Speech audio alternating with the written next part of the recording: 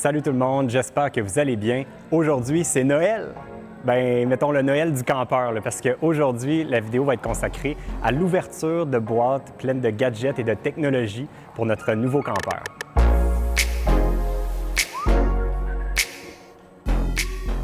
Pour notre premier item aujourd'hui, c'est des panneaux solaires. Pas n'importe quel panneau solaire, c'est des panneaux solaires flexibles, noirs, sur mesure. Fait que là, je vous explique un petit peu la réflexion derrière ce système-là. Quand on regarde le toit du Lucky Base Camp, il y a une forme vraiment très irrégulière. Il y a comme, ça commence un petit peu plus large, après ça rentre un peu vers l'intérieur, puis après ça ressort. Fait qu'on peut voir un peu ici que les panneaux, ils suivent exactement le plan du toit. Mon objectif avec ça, c'était vraiment de pouvoir maximiser l'espace, maximiser le nombre de cellules solaires qu'on allait être capable de placer sur le toit, parce qu'avec cette forme irrégulière-là, ça ne nous permettait pas de mettre beaucoup de panneaux. Puis vous savez qu'on est des grands consommateurs d'énergie, puis j'ai des grandes ambitions avec ce nouveau VR-là. Le but, c'est que tout soit électrique, il n'y aura pas de gaz dans le prochain VR. Fait que je voulais vraiment avoir quelque chose qui va maximiser le plus possible notre énergie solaire. J'ai trouvé cette compagnie-là, Lensun, qui est une compagnie chinoise qui fait des panneaux solaires sur mesure. Donc, tu leur envoies ton plan, eux autres découpent ça au laser puis placent le plus de cellules solaires qui sont capables dans l'espace requis. Donc là, moi, ils ont séparé en deux parce que veut pas, sinon ça faisait tellement une grande feuille qu'au niveau de la livraison, c'était problématique, mais ça aurait été problématique aussi au niveau le risque que ça se brise ou que ça se casse sur le déplacement. Donc en le séparant en deux, c'était un petit peu plus sécuritaire. Fait que ça, vous voyez, c'est la partie qui va aller du côté gauche si on est de face au véhicule. Puis derrière moi ici, ça, c'est la partie qui va aller à droite. Ça a des avantages et des désavantages d'aller vers des panneaux solaires qui sont flexibles comme ça parce que là, vous voyez, ils sont un peu mous, sont minces, très minces. Fait que l'avantage, c'est qu'ils sont très légers, super minces. Ça ne va pas nuire, ça ne va pas pogner dans le vent quand on est sur la route parce que justement, ça va être vraiment collé directement sur la surface du camion. Un autre désavantage, c'est que ça va éviter des infiltrations d'eau potentielles parce qu'on n'a pas besoin de les visser dans le toit, ils sont vraiment collés. Donc, on ne fait pas des trous dans la structure, on ne fait pas des trous dans le toit puis risquer des infiltrations d'eau. Fait qu'à ce niveau-là, c'est avantageux pour ça. Mais ça a aussi des désavantages d'avoir des panneaux solaires qui sont flexibles. Ça peut être la durabilité à long terme est moins reconnue au niveau des panneaux solaires flexibles. Il y a aussi le fait qu'ils vont amasser de la chaleur, puis normalement, des panneaux solaires, c'est plus efficace quand ça reste au frais. Donc là, en étant noir et en étant collé sur le toit, donc ils ne respireront pas, ils risquent d'être peut-être un peu moins efficaces quand il fait vraiment très chaud. Fait que ça, c'est les désavantages, mais on ne les a jamais testés encore. Fait que c'est vraiment complètement nouveau. Je ne pourrais pas vous dire que c'est la meilleure chose au monde ou que c'est la pire chose au monde. Je ne le sais pas encore. Fait que quand on va les installer, on va vraiment le savoir. Mais un autre désavantage aussi, c'est au niveau du look. Assurément, ça ne paraîtra même pas qu'il y a des panneaux solaires. Ça va être vraiment très caché. On ne les verra pas parce qu'ils sont vraiment sur une partie du toit qui est vraiment un petit peu en angle. Puis aussi, étant donné que cette partie de toit-là est plongeante un peu vers l'avant, on avait peur d'aller avec des panneaux solaires en verre, qu'il y ait des risques qu'il y ait un caillou qui revole dessus puis que ça casse le verre. Tandis que ça ici, en théorie, ça pourrait peut-être à la limite perforer le plastique protecteur, mais ça reste à tester. Fait que là, comment ça va fonctionner, c'est que nous, notre unité, on installe ces panneaux-là, puis l'unité 1 du Lucky Base Camp, eux autres vont installer des panneaux solaires de Zemp Solar, qui s'appelle la série Obsidian, qui sont des panneaux solaires très minces, mais qui sont en verre. Fait qu'on va pouvoir voir si, de leur côté, si ça va durer dans le temps, puis de notre côté, la même chose à long terme, si ça va être efficace. Fait que ça fait le tour un petit peu des panneaux solaires. Mais là, pourquoi j'ai choisi Lensun Solar? Il y a plusieurs raisons, mais c'est un petit peu obscur comme compagnie. C'est moins connu, leur site web n'est pas super élaboré. Puis quand on les paye, quand on demande des panneaux solaires flexibles comme ça sur mesure, c'est vraiment bizarre, là. Ils nous envoient une facture, il faut la payer par PayPal, puis le nom de la compagnie est un nom long même en chinois. Fait qu'au début, j'aurais peut-être pas été super safe dans ma tête à me dire que j'envoie environ 1 000 $ pour acheter ces panneaux-là à une compagnie chinoise que je ne connais pas. Mais j'avais déjà eu une expérience avec eux parce qu'ils m'avaient déjà envoyé des panneaux solaires auparavant qui me semblaient de très bonne qualité, mais que je n'avais pas testé encore, qui sont juste dans la boîte là.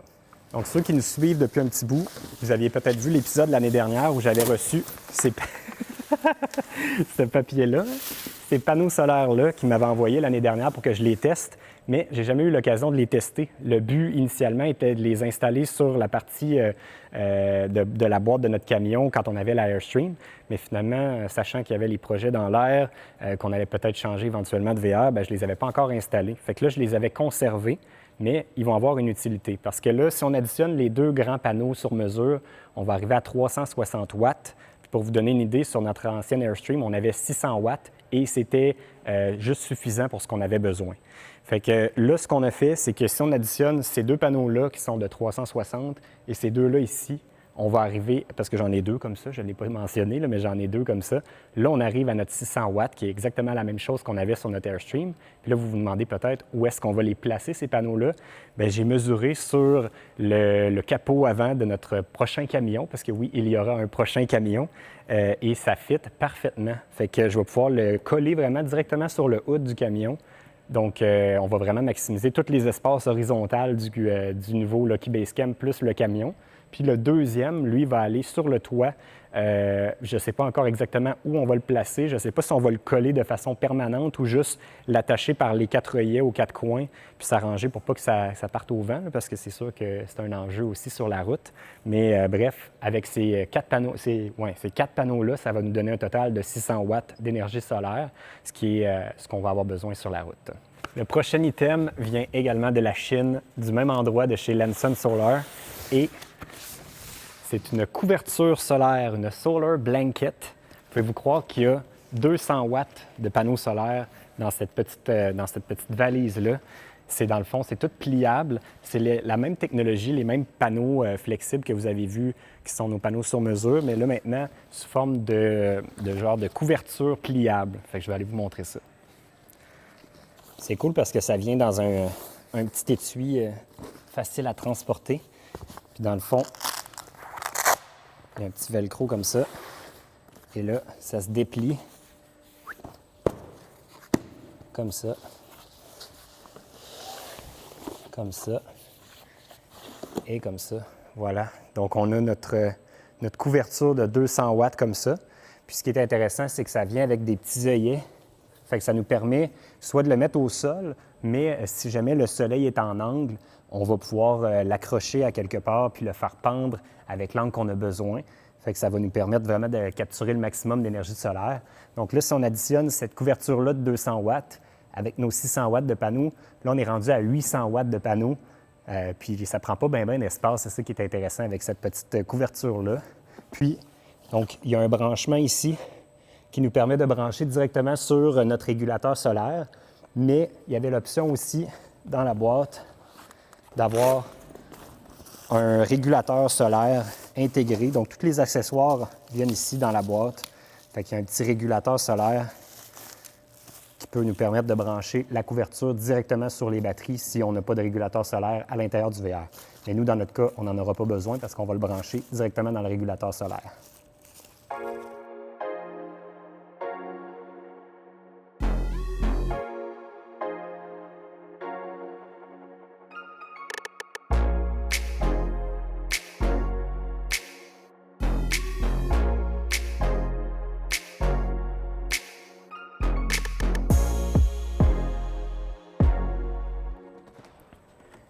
Le prochain item, c'est des mastodontes. C'est les batteries au lithium. On a 300 ampères-heure de batterie en fait dans chacune. Donc, ça nous fait un total de 600 ampères-heure de batterie au lithium.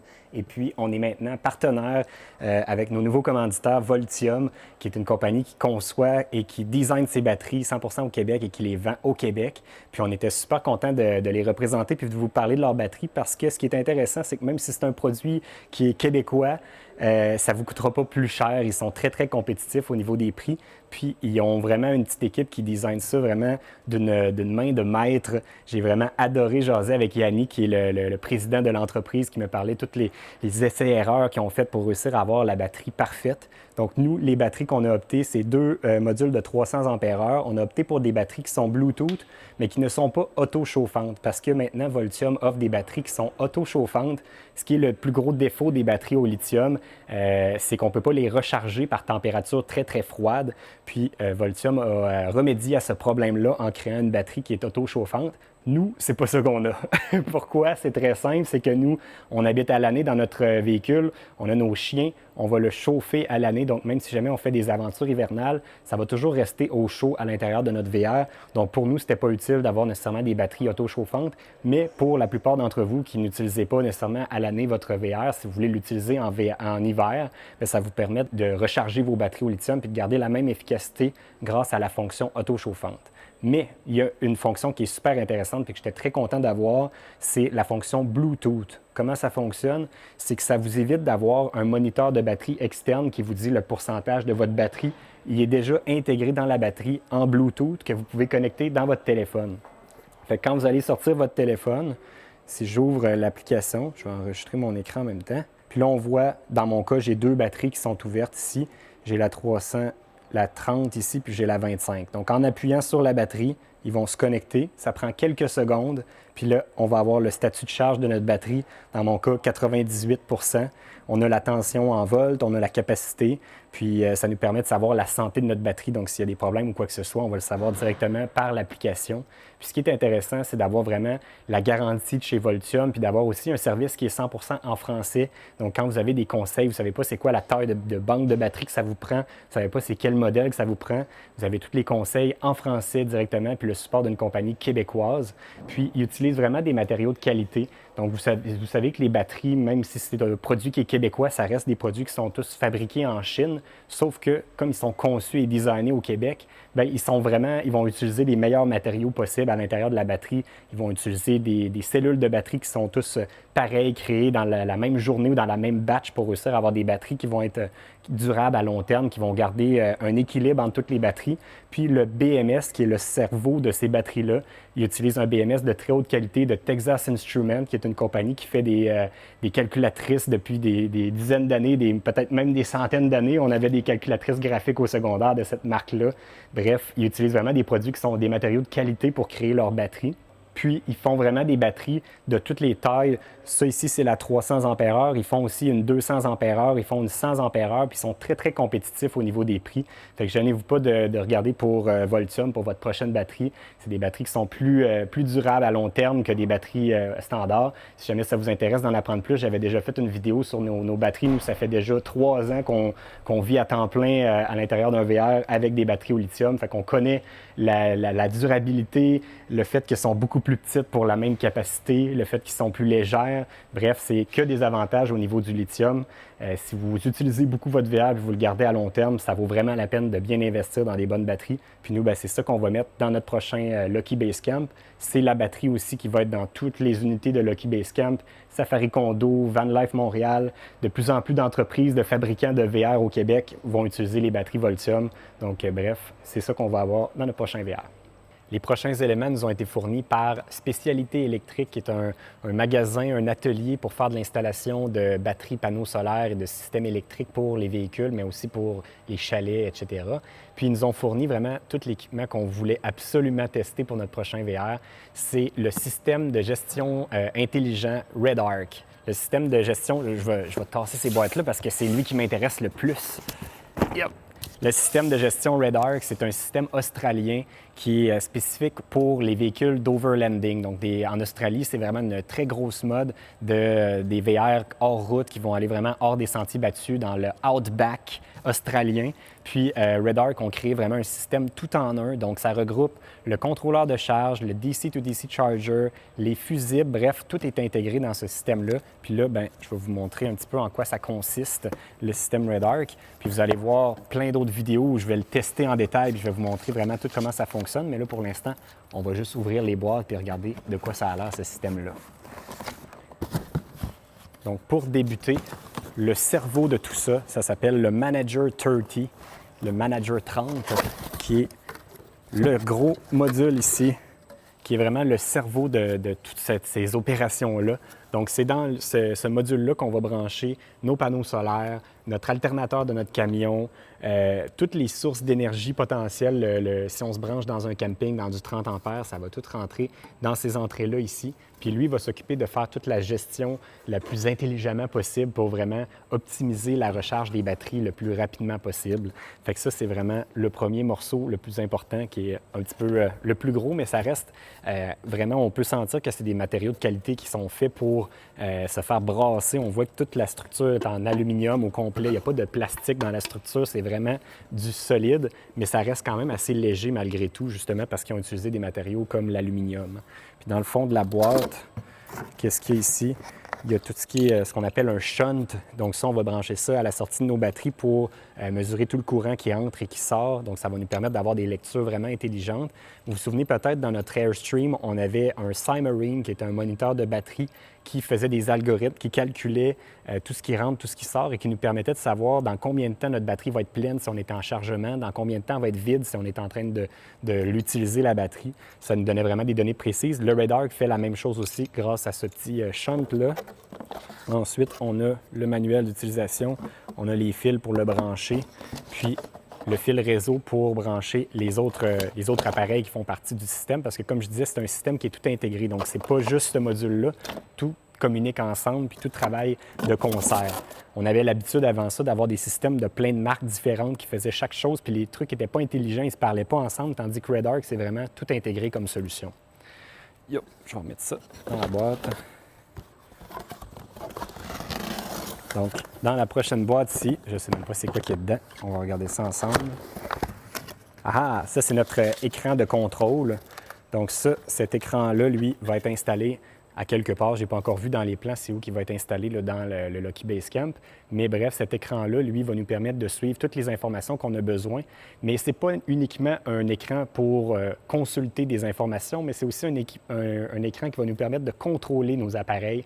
Donc, on va pouvoir contrôler tout ce qui va rentrer dans notre système au niveau du 12 volts. Donc, soit l'air climatisé, les lumières, bref, toutes les composantes en 12 volts qui vont passer par le système Redarc. On va pouvoir les allumer, les fermer par cet appareil-là, mais également par l'application Redarc sur notre téléphone ou sur un iPad qu'on va pouvoir avoir sur notre téléphone. Fait exemple, si on est à l'intérieur du camion, mais qu'on n'est pas dans la cabine à l'arrière, on roule, puis on décide qu'on veut allumer l'air climatisé à l'arrière pour être sûr que ça soit frais quand on va embarquer à l'intérieur, bien, on va pouvoir le faire directement sur notre téléphone à distance. Même chose pour contrôler les lumières ou tous les accessoires qui vont être branchés dedans.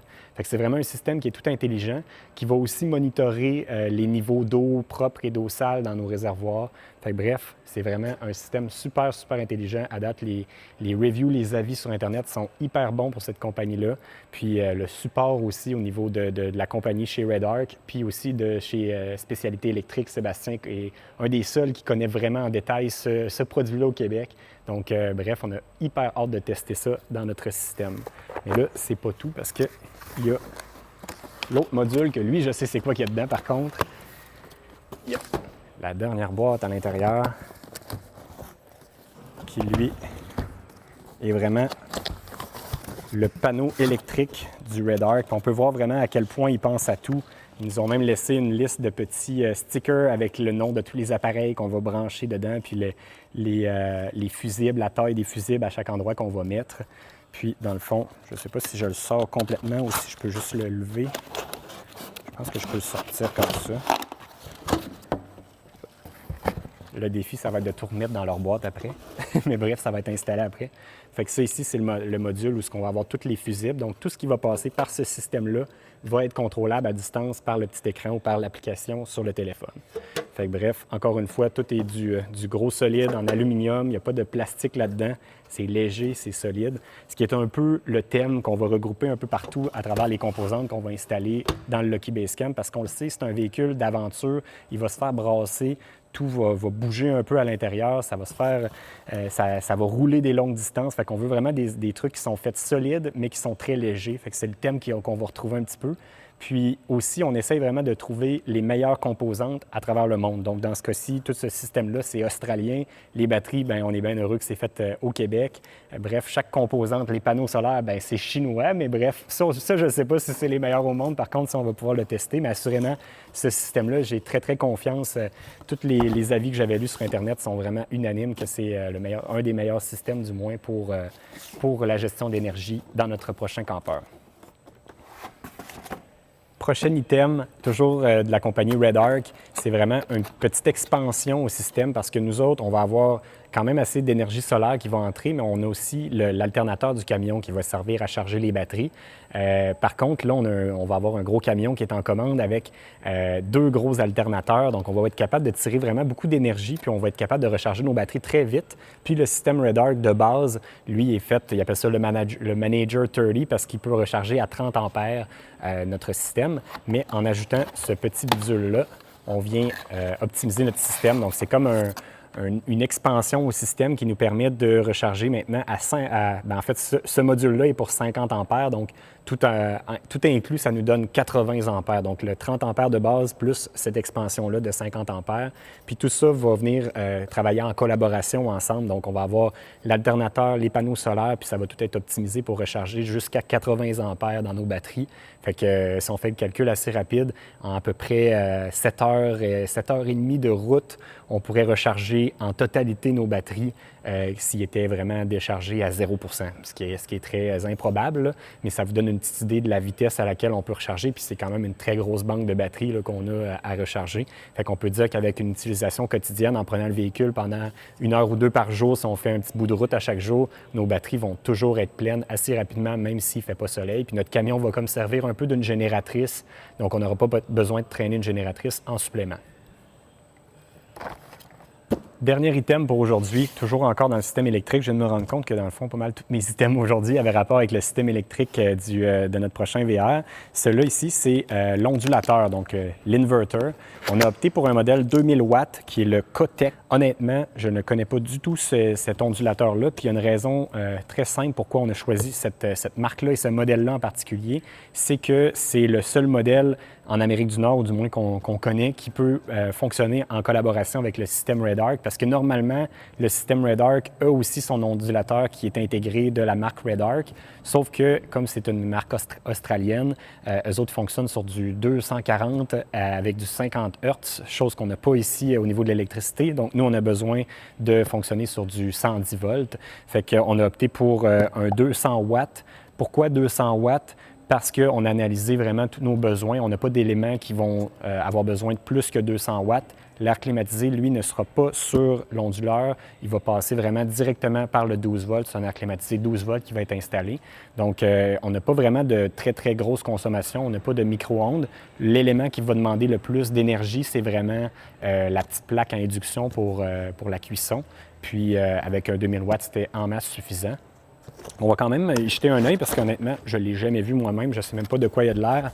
Puis on me l'a recommandé comme étant un peu la seule option pour nous autres. Puis pourquoi on a opté quand même pour un 2000 watts? Parce que oui, on n'aime pas ça être limité en termes d'énergie, mais toujours est-il que plus on va vers un gros onduleur, plus il prend de la place. Puis vous savez comment l'espace est limité dans notre campeur. Donc on est allé vraiment vers le strict minimum pour ce qu'on avait besoin. Donc avec 2000 watts, on en a suffisamment. Puis je pense pas, honnêtement, avec notre Airstream, c'est ça qu'on avait aussi, un 2000 watts, puis ça n'avait jamais été un problème. Là. J'ai peur que tout tombe. OK. Yep.